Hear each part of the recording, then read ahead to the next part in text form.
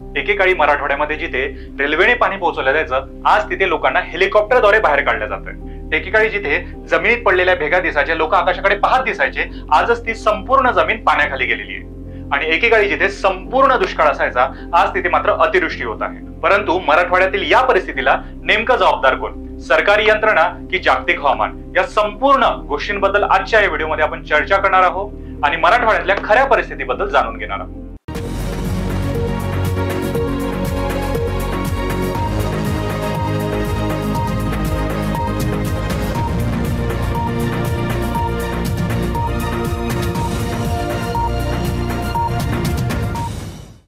सध्या मराठवाड्यातील 7 जिल्ह्यांमध्ये मुसळधार पाऊस पडत आहे।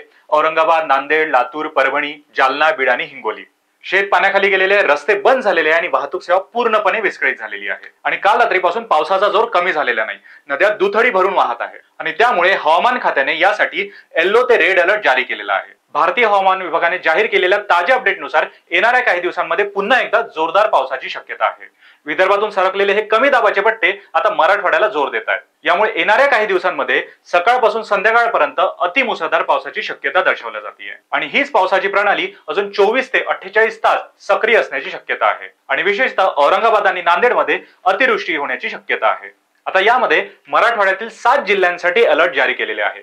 औरंगाबादसाठी आहे रेड अलर्ट, नांदेडसाठी रेड अलर्ट, परभणीसाठी ऑरेंज अलर्ट, लातूरसाठी सुद्धा orange alert, Jalna yellow alert, Beed जो आहे तो येलो अलर्ट आणि हिंगोलीसाठी सुद्धा येलो अलर्ट जारी केलेला आहे। या भागात नागरिकांनी बाहेर पडू नये आणि नदीकाठी आणि ओढ्यांकाठी जाऊ नये असं सुद्धा सांगण्यात येत आहे। आता सर्वप्रथम हे हवामान अलर्ट दिले कसे जातात, यासाठी भारतातील IMD म्हणजेच इंडियन मेट्रोलॉजिकल डिपार्टमेंटची महत्त्वाची भूमिका असते। पाऊस, वादळ, उष्णतेच्या लाटा, थंडीच्या लाटा यासाठी हे अलर्ट जारी केले जातात। यामध्ये सर्वात सुरुवातीला येतो ग्रीन अलर्ट।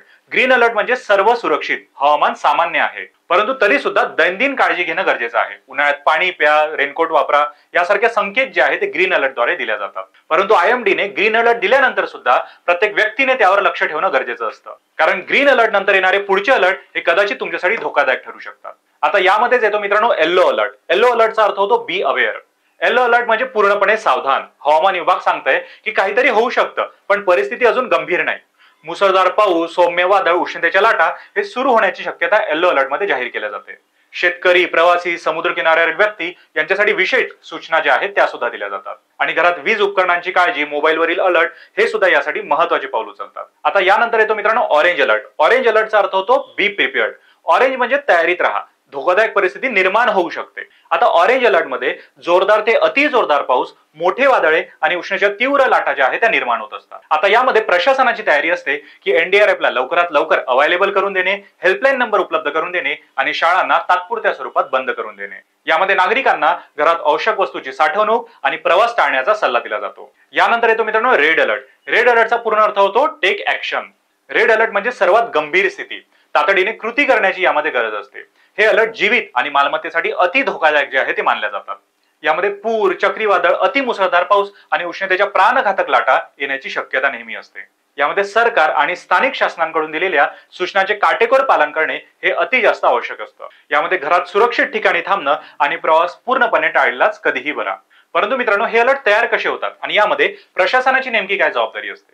यामध्ये हवामान खातं सॅटेलाइट, रडार, डॉपलर सिस्टीम यावरून अलर्टचे अंदाज जे आहे ते बांधत असते आणि यामध्ये सामान्य लोकांच्या तयारीसाठी प्रशासनाकडून आपत्कालीन फोन नंबर सोबतच सोशल मीडियावरून योग्य ती माहिती जी आहे ती सुद्धा दिली जाते। परंतु यासाठी नागरिक म्हणून कुटुंबाचं सुद्धा आधीपासून नियोजन असणं हे अति जास्त गरजेचं आहे। आता याचा शेती आणि ग्रामीण भागावर नेमका काय परिणाम होतो? यामध्ये मराठवाड्यात नेमकी सोयाबीन, कापूस, तूर यासारखी पिके मुसळधार पावसामुळे धोक्यात आलेली आहे। जमिनीवर पाणी साचल्याने पिकांची मुळे ही पूर्णपणे कुजण्याची शक्यता जास्त दर्शवल्या जात आहे। आता यासाठी मराठवाड्यातल्या शहरांची काय परिस्थिती आहे?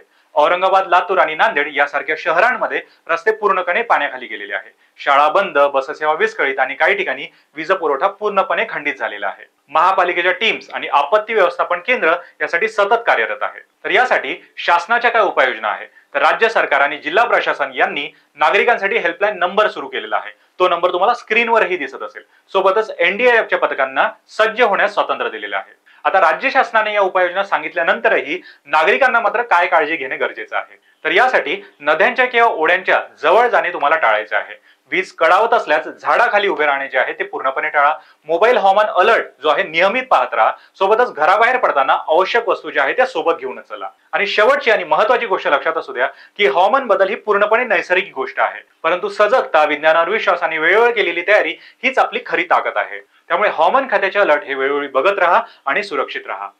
सोबतच मित्रांनो, हा व्हिडिओ कसा वाटला हे कमेंट बॉक्स मध्ये सांगायला विसरू नका. सोबतच अतिवृष्टीवर तुमचं काय मत आहे हे सुद्धा कमेंट बॉक्स मध्ये नक्की सांगा. आणि व्हिडिओ आवडला असल्यास लाईक शेअर नक्की करा. तुमच्या मित्रांना सुद्धा रेकमेंड करा. कधी काही स्टेटसही ठेवत चला. आता भेटूया पुढच्या व्हिडिओमध्ये. तोपर्यंत स्वतःची काळजी घ्या आणि सुरक्षित राहा.